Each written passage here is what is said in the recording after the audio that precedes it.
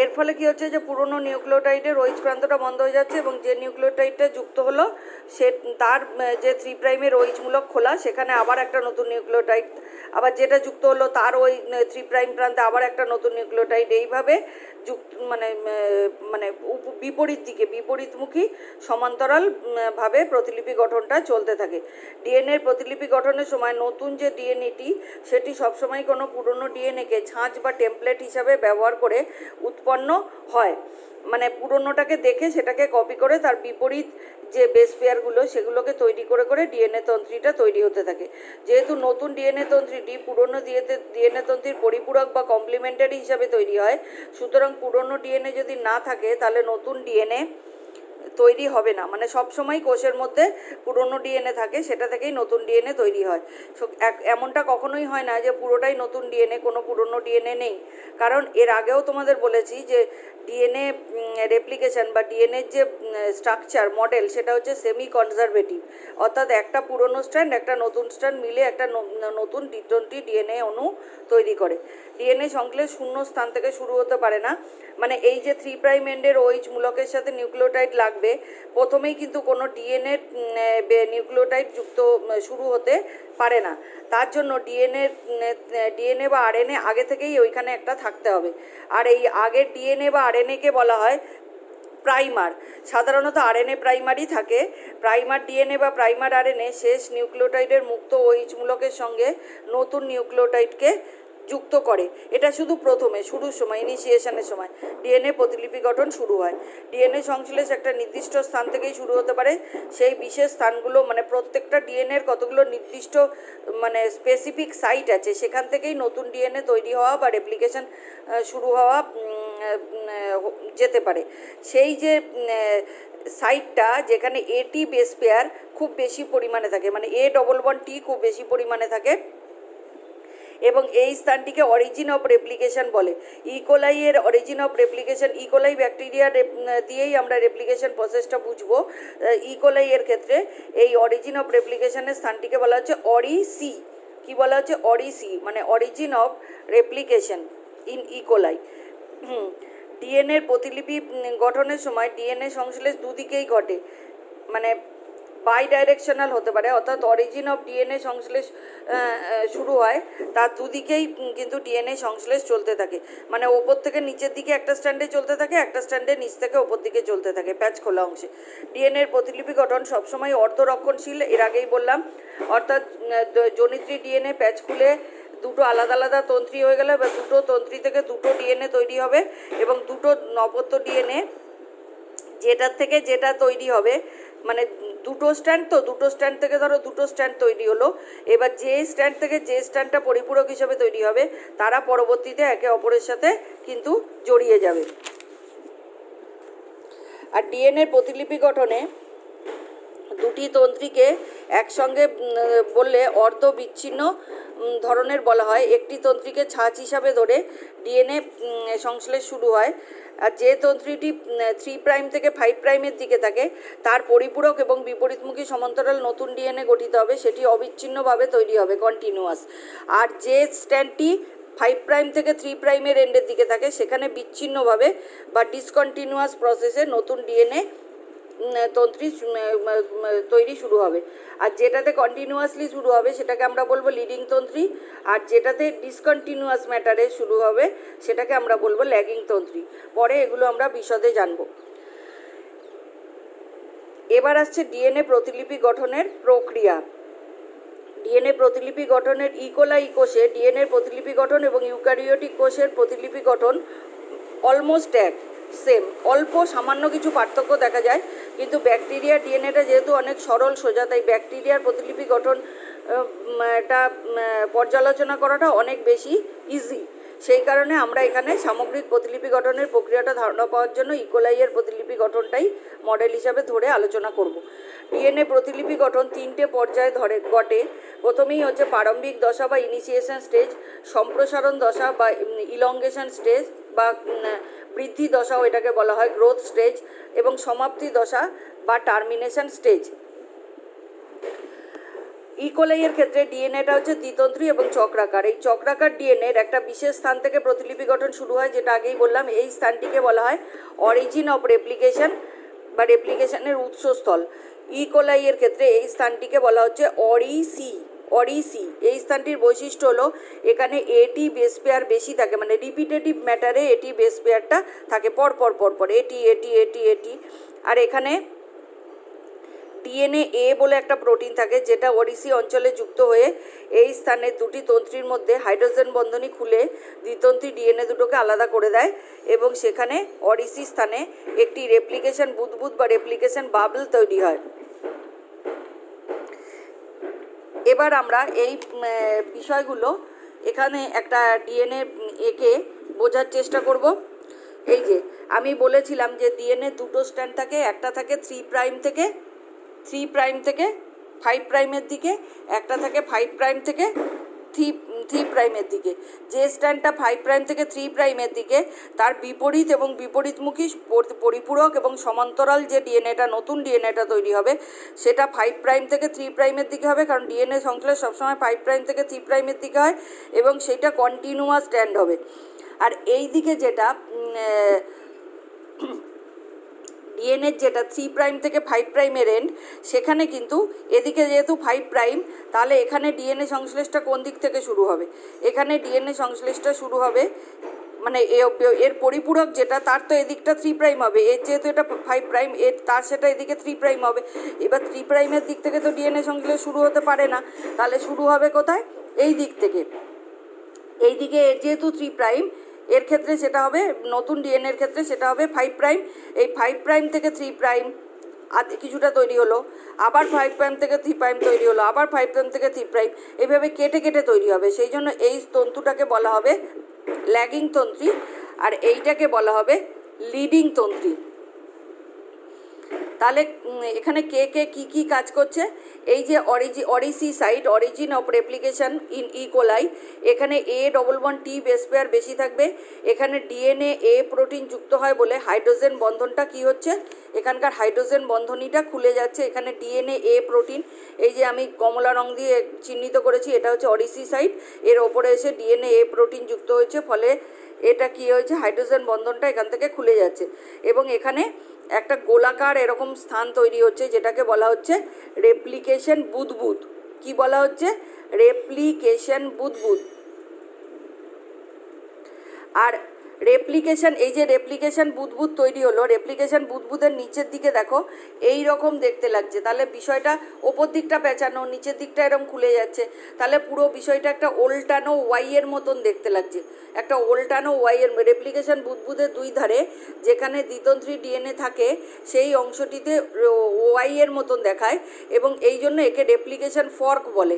Fork বা কাঁটা যেমন থাকে, সেরকম ফর্কের মতন, কাঁটার মতন ফাঁক হয়ে থাকে। এই একতন্ত্রী ডিএনএকে, এই যে দুটো একতন্ত্রী ডিএনএ, এদের ছাঁচ বা টেমপ্লেট হিসাবে ব্যবহার করেই নতুন ডিএনএ সংশ্লেষ শুরু হচ্ছে। তাহলে রেপ্লিকেশন ফর্ক কি? রেপ্লিকেশন ফর্ক হচ্ছে রেপ্লিকেশন বুদবুদের দুই ধারে যেখানে ডিএনএ তন্ত্রী দুটো পরস্পরের থেকে পৃথক হয়ে গিয়ে একটা উল্টানো ওয়াইয়ের মতন গঠন তৈরি করছে। সেখানে দুটো ডিএনএ, মানে দ্বিতন্ত্রী ডিএনএর এক তন্ত্রী দুটো আলাদা হয়ে দুটো একতন্ত্রী ডিএনএ হিসাবে থাকছে এবং এই একতন্ত্রী ডিএনএকে ছাঁচ হিসাবে ব্যবহার করে কিন্তু দ্বিতন্ত্রী ডিএনএ বা নতুন ডিএনএ সংশ্লেষ স্টার্ট হচ্ছে। তাহলে এই গেল অরিসি, গেল রেপ্লিকেশন ফর্ক গেল। এবার আসছে এখানে এই যে মানে স্ট্যান্ড দুটো, এই স্ট্যান্ড দুটো, এবার এখানে আসবে একটা প্রোটিন যেটার নাম হচ্ছে SSB প্রোটিন বা single cell binding protein. Single cell binding protein এরা কি করছে, প্যাঁচ খোলার জন্য দ্বিতন্ত্রী ডিএনএর সঙ্গে যুক্ত হচ্ছে। এই যে প্যাঁচটা খুলছে, এরা কি করছে, ক্লিপের মতন, যেমন এই যে খাতার পাতাটা যাতে উড়ে না যায় হাওয়াতে, আমি ক্লিপ দিয়ে আটকেছি, সেই রকমভাবেই এই দ্বিতন্ত্রী ডিএনএ যখনই একতন্ত্রী হয়ে প্যাঁচ খুলে যাচ্ছে, এই SSB প্রোটিন এসে এক একটা তন্ত্রীর সাথে কিন্তু ক্লিপের মতন শক্ত করে ওকে চেপে ধরছে, যাতে এরা দুটো পরস্পরের কাছাকাছি এসে আবার পেঁচিয়ে না যেতে পারে। প্যাচ যাতে ভালোভাবে খুলতে পারে সেই জন্য দ্বিতন্ত্রী ডিএনএর সঙ্গে এসএসবি প্রোটিন এসে যুক্ত হচ্ছে। এসএসবি খুলে যাওয়া একতন্ত্রী ডিএনএকে এই যে বললাম শক্ত করে ধরে রাখে, মানে ক্ল্যাম্পিং, একদম আঁকড়ে কামড়ে ধরে রাখে, যাতে এর কাছাকাছি দুটো পরস্পরের কাছাকাছি না আসতে পারে। আমি এদিকে এঁকেছি মানে এদিকে নেই তা নয়, এদিকে যেমন এসএসবি প্রোটিন আছে এদিকেও কিন্তু মানে একদম একই রকমভাবে এদিকেও এসএসবি প্রোটিন এসে যুক্ত হচ্ছে। দুদিকেই দুটো মানে একাধিক এসএসবি প্রোটিন এসে যুক্ত হচ্ছে, যাদের বলা হচ্ছে সিঙ্গেল সেল বাইন্ডিং প্রোটিন। প্যাচ খোলার জন্য দ্বিতন্ত্রী ডিএনএর সঙ্গে তারা যুক্ত হচ্ছে। আর এখানে এই এই অরিসি সাইটের মাথায় এসে একটা উৎসেচক বসছে, তার নাম হচ্ছে গাইরেজ। সে কি করছে, এই যে মানে যেমন ধরো দুটো সুতো, যেমন নারকেল দড়ির সুতো, সেগুলো ধরো একটা প্রান্ত প্যাঁচ তুমি খুলেছো, এবার যদি তুমি জোরে টেনে নিচের দিকে দুটো প্রান্তের প্যাঁচ খুলতে থাকো, দেখবে ওপর দিকে যেটা তৈরি হচ্ছে মানে খোলা অংশটা, সেটা কিন্তু একদম গিট্টি পেকে যাচ্ছে। বাড়িতে করে দেখবে 2-3টে সুতো নিয়ে দুটো মানে কিছুটা অংশ পেঁচানো আছে যে সুতোর, কিছুটা অংশ খোলা, এবার খোলা অংশটা যদি তুমি টেনে খুলতে যাও, মানে ওপর থেকে প্যাচটা খুলতে খুলতে না নেমে যদি নিচ থেকে দুটোকে দুদিকে হিড়ির করে টেনে প্যাচ খুলতে যাও, দেখবে ওপরের সুতোর যে অংশটা সেটা কিন্তু পুরো এরকম গিট পরে জটলা পাকিয়ে যাচ্ছে। এবার ডিএনএ তন্ত্রীটাতে যাতে সেরকম সুপার কয়েলিং বা জটলা না পাকিয়ে যায়, জট না পড়ে যায়, সেই জন্য এইখানে ওরিসি সাইটের মাথায় এসে একটা উৎসেচক বসছে। সেই উৎসেচক সুপার কয়েলিংয়ের প্যাচ খোলার জন্য যদি কোনো কারণে এরকম সুপার কয়েলিং হয়ে যায়, মানে রেপ্লিকেশন যখন চলছে, সেই সুপার কয়েলিংটাকে খোলার জন্য, প্যাচ খোলার জন্য এই উৎসেচকটার ভূমিকা বিশেষ গুরুত্বপূর্ণ। উৎসেচকটার নাম হচ্ছে গাইরেজ। এই গাইরেজ উৎসেচকের কাজ হচ্ছে এখানে প্যাঁচ খোলার জন্য ব্যবহৃত হচ্ছে সুপার কয়েলিংয়ের। আর ইউক্যারিওটিকের ক্ষেত্রে এই উৎসেচকটির নাম হচ্ছে টোপো আইসোমারেজ। ইকোলাইয়ের ক্ষেত্রে নাম হচ্ছে গাইরেজ। আর ইউক্যারিওটস যারা, তাদের ক্ষেত্রে এই উৎসেচকটির নাম হচ্ছে, কাজ একই, সুপার কয়েলিংটাকে খুলে দিচ্ছে, সে নাম হচ্ছে টোপো আইসোমারেজ। ঠিক আছে, এই মোটামুটি আমাদের ডিএনএর প্রারম্ভিক মানে শুরুর দশা। এবার এর মধ্যে আরও কিছু ব্যাপার আছে যেটা আমাদের জানতে হবে। এইখানে প্রথমেই একটা উৎসেচক এসে লাগছে, যেটা হচ্ছে ডিএনএ পলিমারেজ 3। ডিএনএ পলিমারেজ 3, এই ডিএনএ মানে এই যে 3' এন্ড থেকে ডিএনএ মানে যে সংশ্লেষ শুরু হচ্ছে, সেই সংশ্লেষ হওয়ার জন্য খুব জরুরি। এবার আমরা জানি যে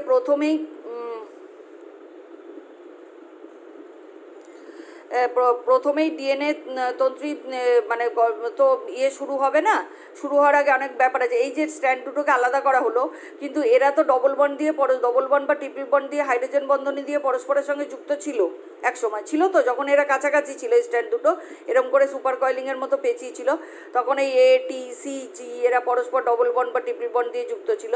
এবার এই এদের মাঝখানে যে বন্ডগুলো, এগুলো তো যথেষ্ট শক্তিশালী, শুধু তো ফাঁক করে দিলেই হবে না, মাঝখানের এই যে যোগাযোগ, মানে ধরো দুটো জায়গার মাঝখানে ধরো ব্রিজ আছে, সেবার সেই ব্রিজটাকে না ভেঙে দিলে দুটো জায়গাকে তো সম্পূর্ণভাবে পৃথক করা যাচ্ছে না। এবার সেই সম্পূর্ণভাবে পৃথক করার জন্য কি করতে হবে, এই দুটো জায়গাকে মাঝখানে যে হাইড্রোজেন বন্ডগুলো আছে সেগুলোকে ভাঙতে হবে। সেটা ভাঙার জন্য এখানে আরেকটা উৎসেচক এসে লাগে, সেই উৎসেচকটার নাম হচ্ছে হেলিকেজ। কী নাম বললাম উৎসেচকটার নাম? হেলিকেজ উৎসেচক যুক্ত হচ্ছে, যাতে দ্বিতন্ত্রী ডিএনএর মাঝের হাইড্রোজেন বন্ধনগুলো ভেঙে যেতে পারে।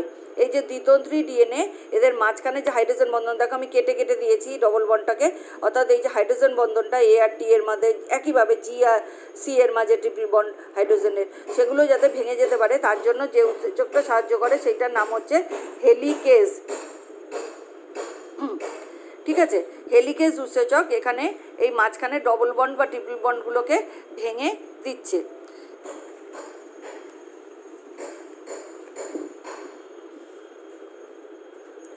আচ্ছা, এই যে তার আগে আমরা মানে আলোচনাটা ছবির মাধ্যমে করে নিয়েছি, তাই বই থেকে আলাদা করে করার দরকার নেই।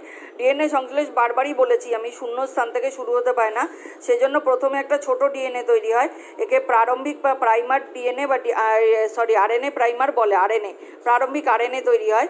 এই প্রারম্ভিক আরএনএ 3 প্রাইমের OH যে মুক্ত প্রান্ত, সেখানেই প্রথম ডিঅক্সিরাইবোনিউক্লিওটাইড যুক্ত হয়ে ডিএনএ প্রতিলিপি গঠন এগোতে থাকে।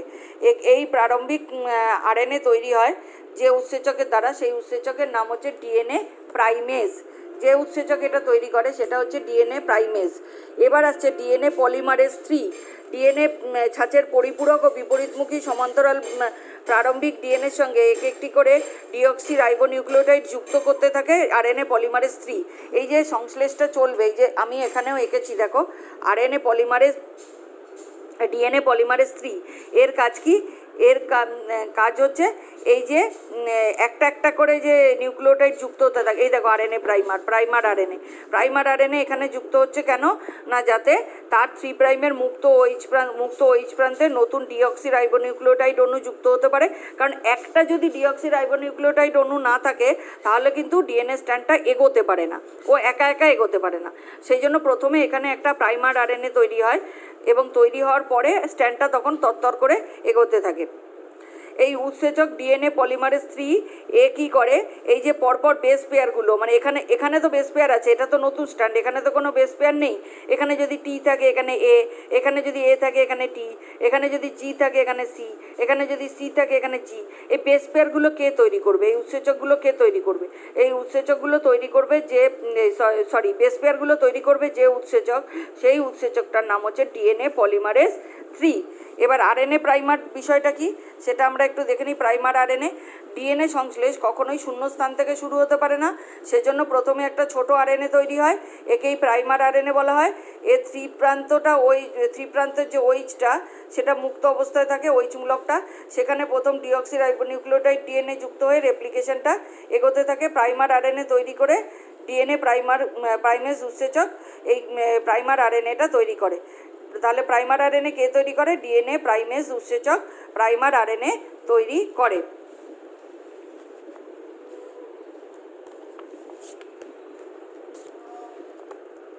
আচ্ছা, এবার হচ্ছে সম্প্রসারণ দশা। এবার ডিএনএ প্রতিলিপি গঠন 5 প্রাইম থেকে 3 প্রাইমের দিকে এগোতে পারে, কিন্তু 3 প্রাইম থেকে 5 প্রাইমের দিকে পারে না। আবার দ্বিতন্ত্রী অবস্থায় প্রতিলিপি গঠন হবে না।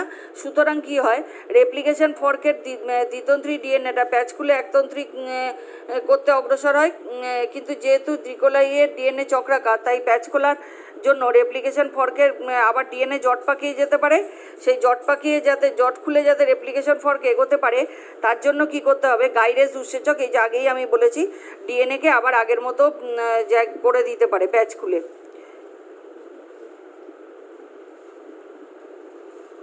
আচ্ছা, কোনটা লিডিং স্ট্যান্ড কোনটা ল্যাগিং স্ট্যান্ড সেটা আমরা একটু জেনে নিই। লিডিং স্ট্যান্ড হচ্ছে যে স্ট্যান্ডের যে ডিএনএ স্ট্যান্ডটা অরিজিনালি মাদার ডিএনএটা 5 প্রাইম থেকে 3 প্রাইমে আছে, তার বিপরীতমুখী সমান্তরালভাবে 5 প্রাইম থেকে 3 প্রাইমের দিকে ডিএনএ সংশ্লেষ অবিচ্ছিন্নভাবে চলতে থাকে, এটাকে বলা হচ্ছে তাই লিডিং স্ট্যান্ড। আর যে স্ট্যান্ডটায় যে মাদার ডিএনএটা 3 প্রাইম থেকে 5 প্রাইমের দিকে, সেখানে তো উল্টো দিকে ডিএনএ সংশ্লেষ আমরা জানি 3 প্রাইম থেকে 5 প্রাইমের দিকে হয় না, সবসময় 5 প্রাইম থেকে 3 প্রাইমের দিকে হয়। তাই সেখানে উল্টো পথে ছোট ছোট ডিএনএ সংশ্লেষ হতে থাকে এবং সেখানে বারবার আরএনএ প্রাইমার তৈরি হতে থাকে। যেহেতু ছোট ছোট ফ্র্যাগমেন্টে ডিএনএ ছোট ছোট সেগমেন্টে ডিএনএটা তৈরি হতে থাকে, তাই এখানে ছোট ছোট আরএনএ প্রাইমার বারবার করে লাগে, তাই এই স্ট্যান্ডটাকে বলা হচ্ছে ল্যাগিং স্ট্যান্ড। তাহলে আমরা দেখে নিই ল্যাগিং স্ট্যান্ড আর লিডিং স্ট্যান্ড কি। রেপ্লিকেশন ফর্কের 2টি বাহু থাকে, যে বাহুটি 5 প্রাইম থেকে 3 প্রাইমের দিকে থাকে, ছাঁচ হিসাবে তাকে ধরে নতুন অপত্য ডিএনএ তৈরি হয়, যেটা 3 প্রাইম থেকে 5 প্রাইমের দিকে হতে হয় বলেছি। কিন্তু আবার ডিএনএ পলিমারেজ শুধুমাত্র এখানে কিন্তু তাহলে ডিএনএগুলোকে তো যে ডিএনএগুলো তৈরি হবে সেগুলোকে 3' থেকে মানে এটা যেহেতু 5' এর অপোজিটটা 3' হবে, কিন্তু 3' থেকে 5'এর দিকে ডিএনএ সংশ্লেষ হয় না। তাই কি করতে হবে, উল্টো দিকেই 5' থেকে 3'এর দিকেই ছোট ছোট টুকরো তৈরি করতে হবে। কিন্তু ডিএনএ পলিমার কেন না, ডিএনএ পলিমারেজ যেটা এই যে ডিএনএ পলিমারেজ 3 যেটা এই বেস পেয়ার যোগ করবে তারা শুধু এই 5' থেকে 3' এন্ডের দিকেই কাজ করতে পারে, উল্টো দিকে কিন্তু কাজ করতে পারে না। তাই জন্য এক্ষেত্রে ছোট ছোট অংশগুলো ডিএনএর খণ্ড তৈরি হবে। এই ছোট ছোট ডিএনএ টুকরোগুলোকে বলা হবে ওকাজাকি খণ্ড, কারণ বিজ্ঞানী ওকাজাকি প্রথম এটা ব্যাখ্যা করেছিলেন, জাপানি বিজ্ঞানী ওকাজাকি। প্রতিটি ওকাজাকি খণ্ডের শুরুতে একটি করে আরএনএ প্রাইমার থাকে। এই যে দেখিয়েছি প্রত্যেকটা ওকাজাকি, এই ছোট ছোট ডিএনএ টুকরোগুলোকে আমরা বলবো ওকাজাকি খণ্ড, এবং প্রত্যেকটা ওকাজাকি খণ্ডের শুরুতে একটা করে আরএনএ প্রাইমার থাকছে। যেহেতু এই নতুন ডিএনএ তন্ত্রীটি ছোট ছোট ডিএনএর টুকরো দ্বারা গঠিত, সেই জন্য একে বলা হচ্ছে ল্যাগিং স্ট্যান্ড, মানে এটা পিছিয়ে পড়ছে, লিড করতে পারছে না। যে কন্টিনিউয়াসলি বেড়ে চলেছে সে হচ্ছে লিডিং স্ট্যান্ড, আর যে টুকরো টুকরো উল্টো দিকে ল্যাগ করছে, উল্টো দিক থেকে আসছে, তাই জন্য তাকে বলা হচ্ছে ল্যাগিং স্ট্যান্ড। কেন এটা ল্যাগিং স্ট্যান্ড না, এই 5' থেকে 3'এর দিকে হতে হবে ডিএনএ সংশ্লেষ, সেই জন্য এটা ল্যাগিং স্ট্যান্ড। কারণ 5' থেকে 3'এর দিকে কেন হতে হবে, কারণ এই যে এই বেস পেয়ারগুলো যুক্ত করে বলেছিলাম, সেই উৎসেচকটার নাম হচ্ছে ডিএনএ পলিমারেজ 3। এবার সেই ডিএনএ পলিমারেজ 3 কেবলমাত্র ডিএনএর 5' থেকে 3' এন্ডের দিকেই বেস পেয়ার যুক্ত করতে পারে, 3' থেকে 5'এর দিকে পারে না। তাই তাকে কাজ করতে দেওয়ার জন্যই কি করতে হবে, অগত্যা উল্টো পথে একে এগোতে হবে, এবং উল্টো পথে এগোনোর জন্য বারবার করে ছোট ছোট আরএনএ প্রাইমার তৈরি করতে হবে, বারবার করে ছোট ছোট ডিএনএ টুকরো তৈরি হবে। এই টুকরোগুলোকে বলবো আমরা ওকাজাকি ফ্র্যাগমেন্ট। তাহলে ল্যাগিং স্ট্যান্ড কী এবং ওকাজাকি ফ্র্যাগমেন্ট কী এটা আমরা বুঝতে ওকাজাকি টুকরো বা ওকাজাকি ফ্র্যাগমেন্ট এটাও আমরা বুঝতে পেরে গেলাম। এবার যেটা আমরা জানবো সেটা হচ্ছে এই ডিএনএ সংশ্লেষটা এরপরে কি হচ্ছে। ল্যাগিং স্ট্যান্ড, লিডিং স্ট্যান্ড আমরা জেনেছি। এবার ডিএনএর মধ্যে কিন্তু কোনো আরএনএ থাকতে পারে না, পারে কি, পারে না। আরএনএটা একটা বিজাতীয় বস্তু, ডিএনএ হচ্ছে নিউক্লিক অ্যাসিড, আর আরএনএ হচ্ছে শুধুমাত্র রাইবোনিউক্লিক অ্যাসিড। সেই জন্য আরএনএ প্রাইমারকে যখন ডিএনএ স্ট্যান্ডটা পুরো তৈরি হয়ে যাবে, ডিএনএ থেকে কি করতে হবে, সরাতে হবে। সেই কাজ কে করবে, ডিএনএ পলিমারেজ 1 এই আরএনএ প্রাইমারগুলোকে ডিএনএর থেকে সরাবে, এবং এই শূন্যস্থান তৈরি হবে। মানে ধরো কেটে কেটে বাদ চলে গেল, শূন্যস্থান পূর্ণ হবে কার দ্বারা, ডিএনএর দ্বারা। সেই ডিএনএ প্রাইমার তৈরি হবে, এবং ডিএনএ প্রাইমার এসে আগের অবস্থায় ডিএনএকে জুড়ে দেবে, মানে মাঝখানে যে ফাঁকগুলো থাকবে আরএনএকে সরিয়ে দিলে প্রাইমার হিসাবে তার মুক্ত OH প্রান্তের সঙ্গে যুক্ত হয়ে যাবে, ডিঅক্সিরাইবোনিউক্লিওটাইড যুক্ত করে শূন্যস্থান পূর্ণ করে দেবে। কিন্তু ডিএনএ পলিমারেজ 1 আরএনএ প্রাইমারের পরের ডিএনএ আর নতুন ডিএনএকে যুক্ত করতে পারে না, এই শূন্যস্থান থেকে যায়। এই যুক্ত করার কাজটা কে করে, লাইগেজ এনজাইম। তাহলে ডিএনএ পলিমারেজ 1 এনজাইমের কাজ কি, যেহেতু ডিএনএর মধ্যে কোনো আরএনএ থাকতে পারে না, সেই জন্য আরএনএ প্রাইমারদের অপসারণ করার কাজ ও সেই শূন্যস্থানে ডিএনএ দ্বারা পূর্ণ করতে হয়। কিন্তু ডিএনএ পলিমারেজ 1 ডিএনএ টুকরোগুলোকে আবার জুড়তে পারে না, জোড়ার কাজটা করে লাইগেজ। তাহলে এইটুকু কাজের জন্য আমাদের দুটো এনজাইম লাগছে। এই দেখো, এই যে ছোট ছোট টুকরো আরএনএ প্রাইমারগুলোকে কি করছে, এরা অপসারণ করছে। কে অপসারণ করছে, ডিএনএ পলিমারেজ 1। কিন্তু এই অপসারণ করার ফলে এই যে আরএনএ প্রাইমার দিয়ে এই ডিএনএ টুকরোগুলো জোড়া ছিল, তাদের মাঝখানে তো গ্যাপ বা ফাঁকা স্থান থেকে যাবে, এই 3' এন্ডে নতুন ডিএনএ যুক্ত করতে হবে। তাহলে এই জোড়ার কাজটা, ডিএনএটা তৈরি হলো কিন্তু ডিএনএটাকে জুড়বে কে, তাহলে জুড়বে হচ্ছে লাইগেজ। এই জন্য এই লাইগেজ এনজাইমটার আরেকটা নাম আছে, বিজ্ঞানীরা ভালোবেসে একে ডেকে থাকেন মলিকিউলার অ্যাডহেসিভ বা আণবিক আঠা। কী নাম বললাম,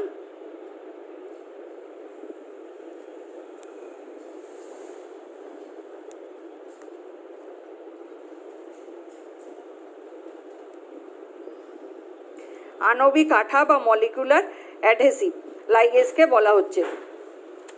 তাহলে আশা করি বুঝতে পেরেছো। যা যা তোমাদের মানে এই জানতে গেলে, মানে ডিএনএ রেপ্লিকেশন জানতে গেলে যে পয়েন্টগুলো ভালো করে বুঝতে হবে সেগুলো আমি সবই আলোচনা করে দিলাম।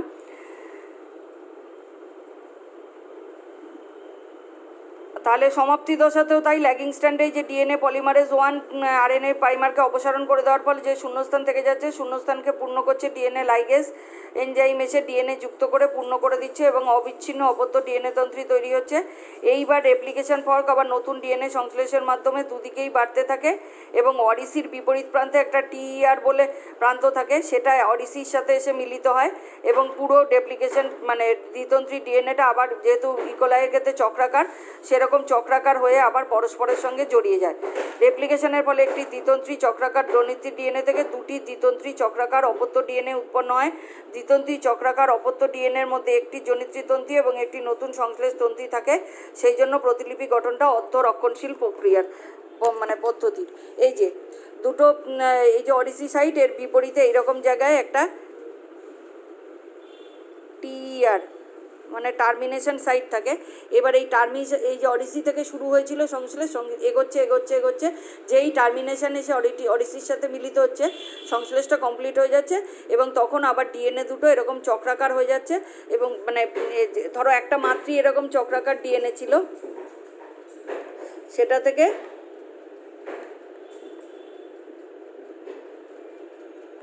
এরকম দুটো জনিত্রী থেকে দুটো অপত্য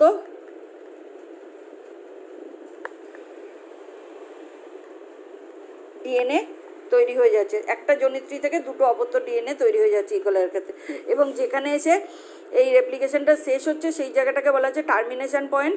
এটা যেমন Odyssey point, origin of replication in E. coli, এটা সেরকম টিইআর মানে termination point of DNA replication, এসে ডিএনএ রেপ্লিকেশনটা কিন্তু শেষ হয়ে যাচ্ছে।